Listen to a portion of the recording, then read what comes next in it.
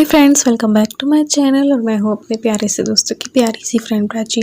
तो यहाँ पे सारा काम हो गया था। ये दिन था 26 तारीख होगी, हाँ, दशहरे के अगले वाले दिन था। और मैंने काम सारा कर लिया था। दाल चावल ही बस बनाए थे मैंने, और रोटी बनानी थी। और ये सारे डब्बे दोबारा से गंदे हो गए थे, तो मैंने सारे दोबारा से जो डब्बे हैं वो वापस से धोने लग पड़ी थी। ये जो बड़े छोटे जो भी थे ना, तो आधे किचन के डब्बे मैंने धो दिए थे। अब सिर्फ क्या करूँगी, जब दिवाली आएगी तो सिर्फ ऊपर से पोंछ दूंगी, वरना ना वापस से धोने पड़ते थे। हम लोग बचपन में ना धनतेरस पे या पता नहीं किस दिन धोया करते थे, सारे डब्बे धुलवाया करते थे मम्मी से। वो सारी यादें आज भी ज़हन में हैं, वही सोच के ये सब मैं करती रहती हूँ। एक एक याद दिल में बसी है, कैसे दिवाली कितनी क्रेज से हम मनाया करते थे। वही क्रेज आज भी कायम रखा है, वही क्रेज अपने बच्चे को मैं देना चाहती हूँ। तो जो हम देखते हैं वो ज़रूर से करते हैं। बचपन में ये सब चीज़ें देखी हैं, डब्बे धोना, सफाइयाँ करना, सब कुछ करना, और सीखा भी है। तो ये सब इसीलिए करती रहती हूँ। ये सब पोंछ के फिर ये छोटे वाले डब्बे भी मैंने धोए थे मसालों वाले, तो मसाले जो एक्स्ट्रा रखे थे मेरे पास वो मैंने इसमें भर दिए थे। तो वैसे तो अब नया महीना आने वाला है, नई ग्रॉसरी भी आएगी, लेकिन बहुत कम ही आएंगी इस बार में भी, क्योंकि मैदा तो पूरा ही रखा है, सूजी भी रखी है, कई ऐसी चीज़ें हैं जो रखी है। और इस महीने मेरा तेल पता है बहुत कम लगा है। मे भी सरसों का तेल कम लगता है, ऐसा है क्या? क्योंकि सरसों का मैंने यूज़ किया ना फ्राई करने में, हाँ मैंने वो यूज़ लिया, क्योंकि वो भी मैं लाई थी, क्या कहते हैं वो, रिफाइंड वाला भी, तो काफ़ी कम लगा। ये नेक्स्ट डे हो गया था। वो पिछले दिन मैंने फिर कुछ भी शूट नहीं किया था। ये आज मैं नहा के आई, उतने में ये जल्दी नहा लिए थे और चाय बनाने लग पड़े थे, तो इन्होंने चाय बना ली थी। चाय लेके बाहर गए थे, बाहर काफ़ी सर्दी होने लग गई है आजकल, तो इलू को भी जगा दिया था मैंने, और बाहर बैठ के जैसा कि आपको पता है पी लेते हैं। लेकिन सर्दी काफ़ी हो गई है, और ये कपड़े जो हैं तार पे सूख रहे हैं, उनको भी हटाना था, क्योंकि मैंने लेट सुखाए थे। शाम को 2 बार धुले थे कपड़े, क्योंकि पिछले दशहरे वाले दिन मैंने नहीं धोए थे, क्योंकि फिर आग वाग लगने का रहता है ना, इसलिए। तो अगले दिन दशहरे के मैंने 2 बार धोए थे, मतलब कुछ हाथ से भी धोने के होते हैं, कुछ मशीन से धोने के, तो काफ़ी हो गए थे, तो आधा आधा करके मैंने सुखाए थे। यहाँ पे बस चाय पियेंगे, चाय पीने के बाद वो कपड़े निकालूंगी तार से और समेटूंगी अंदर जाके, और फिर सफाई करनी थी। तो यहाँ पे बस कपड़े जो है तार से निकाल रही थी, साथ ही में इलू और मैं जब अच्छे मूड में होते हैं तो खूब मजाक करते हैं, खूब हंसते हैं, छत पे दौड़ते हैं, बच्चों जैसे खेलते हैं। तो ये बस यहाँ पे आके कपड़े समेट लूँगी, और अभी नॉर्मली समेट रही हूँ।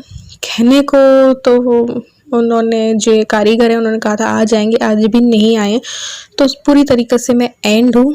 और तो क्या कह सकते हैं, दिवाली भी आने वाली है, कोई सेटिंग कोई पर्दा, इसलिए मैं नहीं लगा रही कि फिर धूल मिट्टी ना हो जाए। तो बुरी तरीके से एंड कर रखा है और कुछ भी नहीं कर रखा है।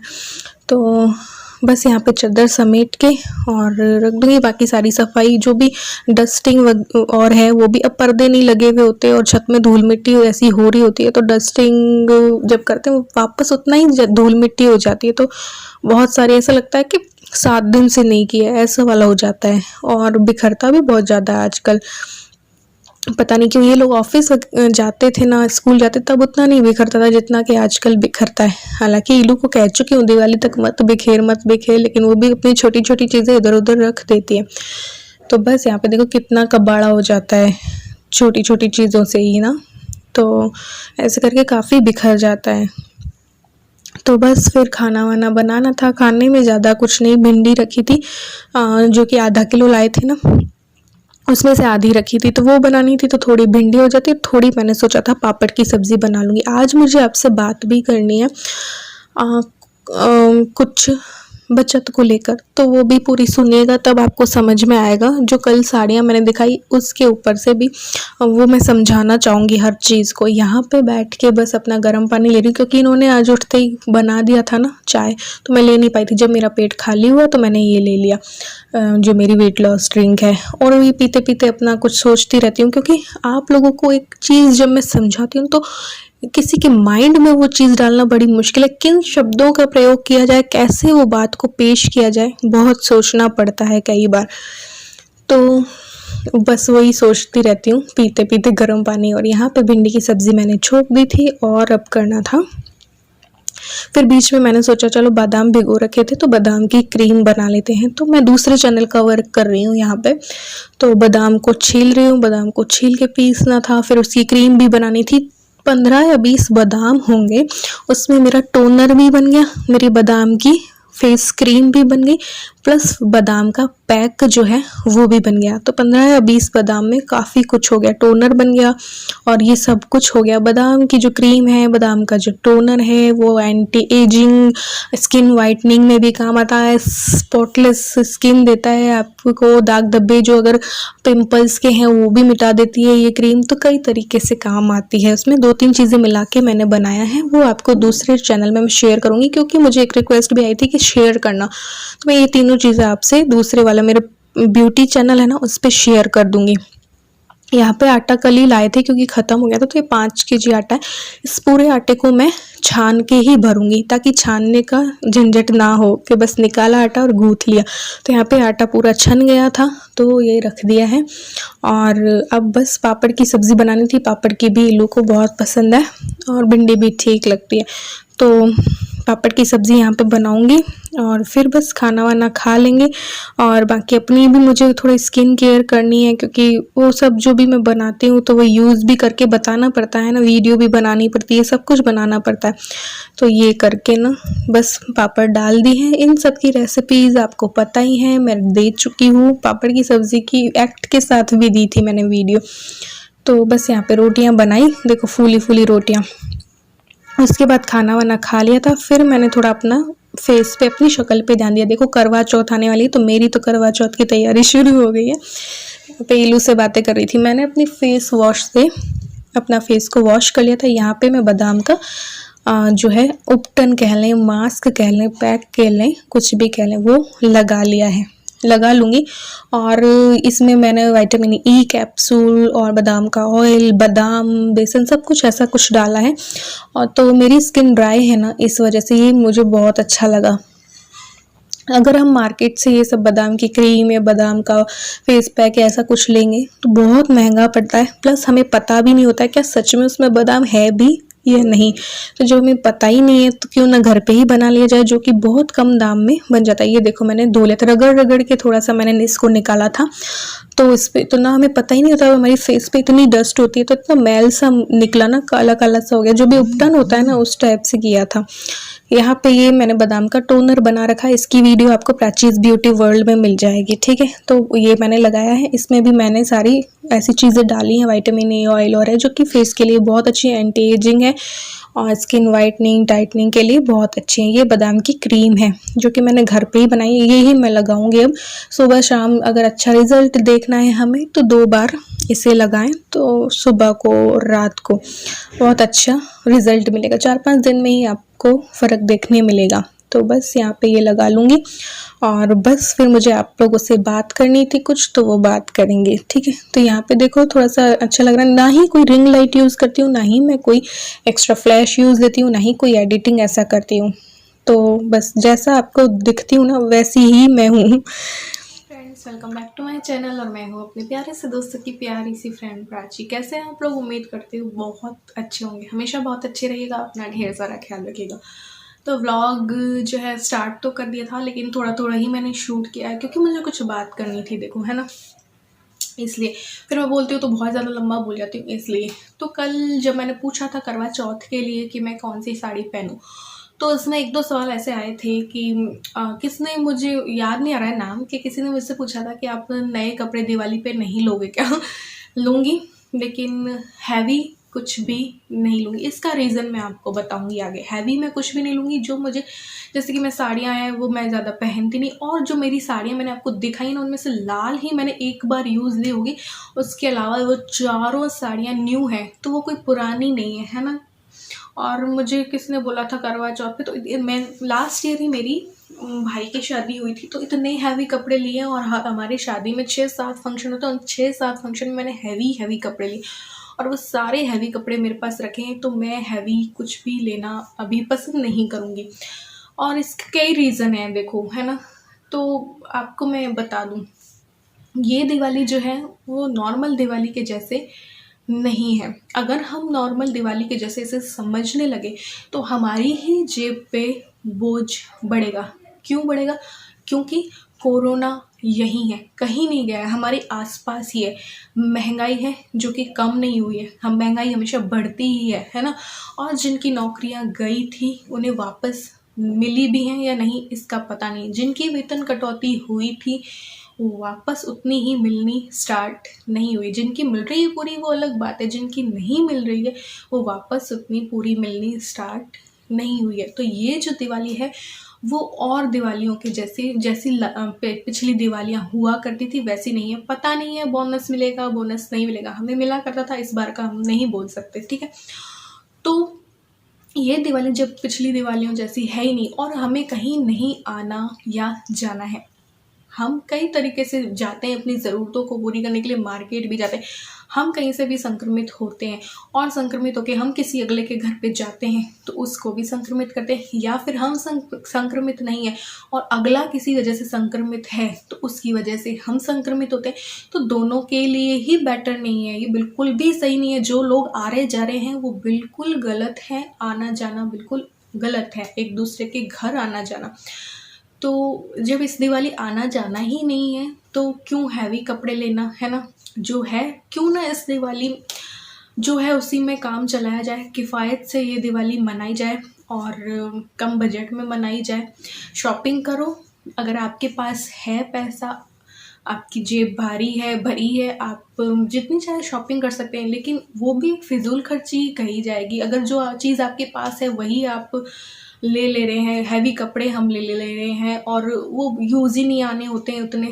कोई शादी ब्याह होता है या कोई फंक्शन होता है ये तो तब काम आते हैं हैवी कपड़े। तो हैवी कपड़ों के बजाय मैं लेना पसंद करूँगी नॉर्मल, जो कि मैं पहनती हूँ। साड़ियाँ हैं जो कि मैं पहनती नहीं हूँ, जो ये 4 साड़ियाँ मेरे पास रखी हैं वो ही मैंने 1 साल से यूज़ नहीं ली, पहनी ही नहीं है, बिल्कुल न्यू है, तो मैंने पहनी ही नहीं है, तो मैं क्यों दोबारा से 5वीं 6ठी साड़ी लूँगी, है ना।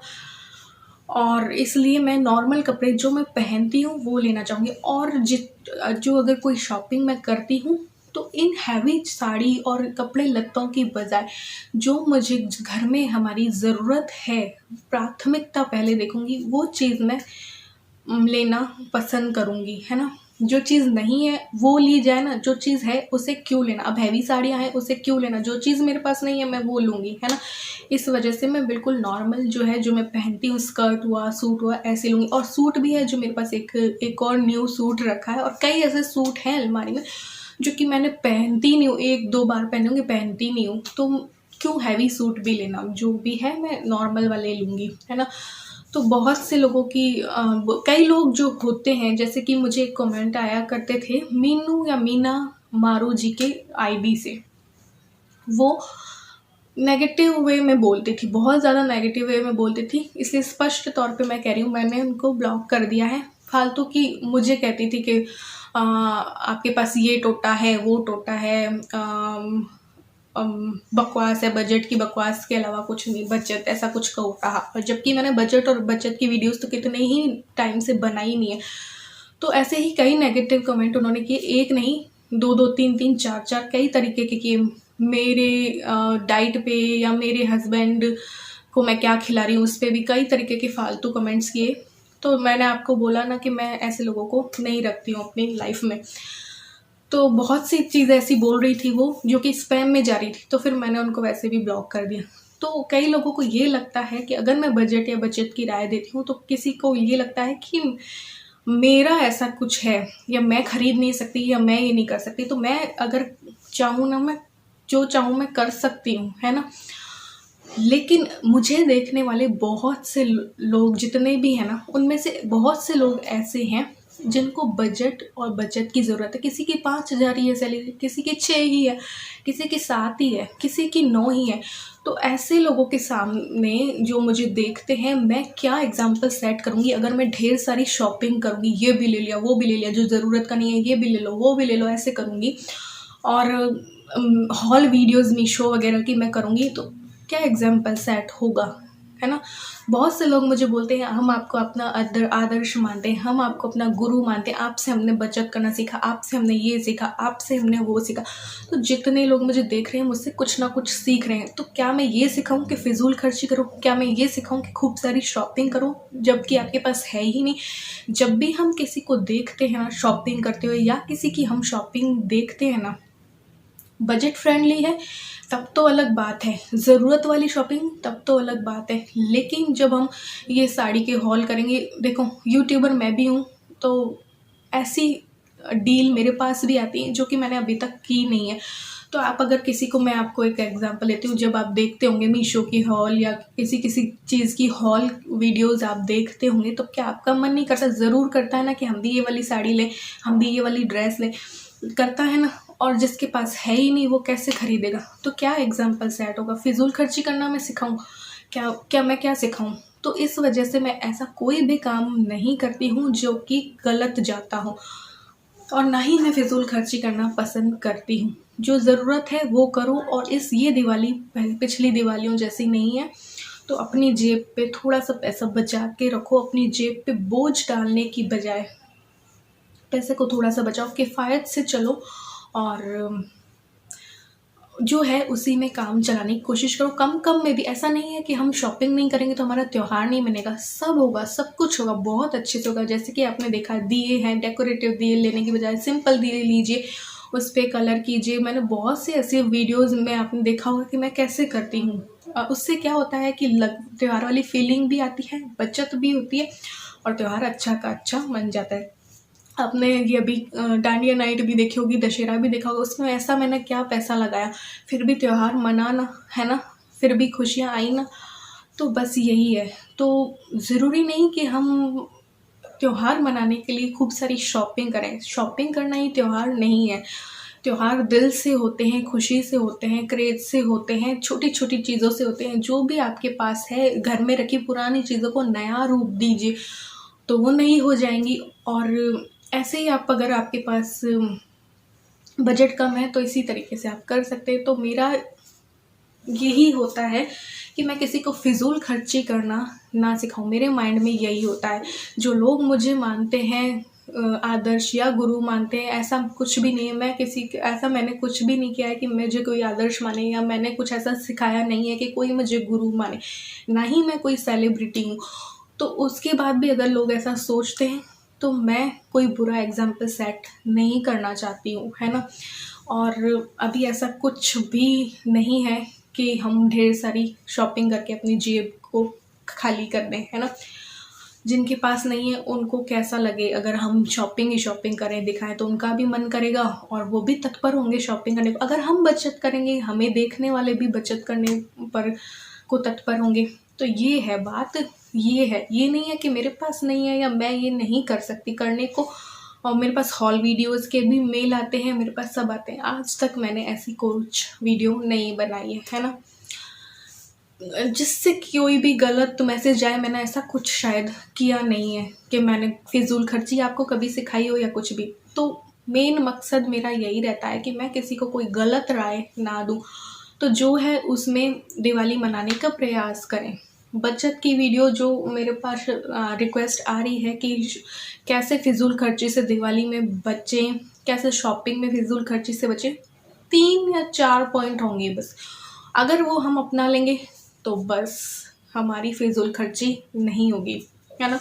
तो वो वीडियो मैं अलग बताऊंगी आप लोगों से, वो चीज़ मैं अलग शेयर करूंगी, क्योंकि अभी 10 मिनट का अभी मैं बोल दी हूँ, तो फिर मैं पूरा कुछ बताऊंगी तो 20-30 मिनट का और बोल दूंगी, तो फिर ये वीडियो बहुत लंबी हो जाएगी। इसलिए तो मेन मेरा यही है कि जो अगर हैं साड़ियाँ उसी में, जो वो भी न्यू है, पुरानी नहीं है, उनको ही मैं पहनूं, और जो नहीं है मेरे पास उस चीज़ की मैं शॉपिंग करूं। इलू के पास भी ढेर सारे लहंगे और पिछले साल के में रखे हैं, अपनी मेरे मामा की लड़के की शादी के भी रखे हैं। तो बहुत सी हैवी चीज़ें हैं जो कि हमने छुई नहीं है, पैक पड़ी हैं ऐसे।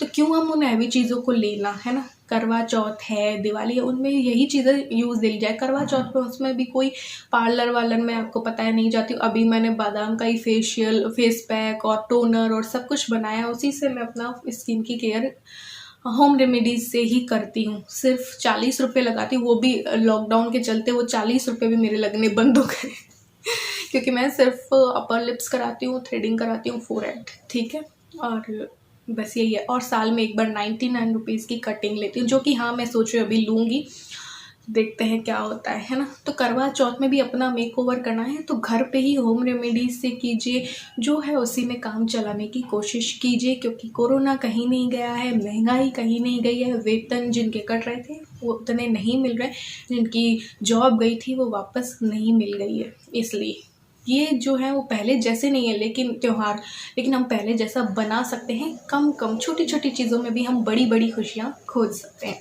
तो आज की वीडियो में बस इतना ही, मिलते हैं एक और न्यू ब्लॉग के साथ, तब तक के लिए bye, love you all, thanks for watching.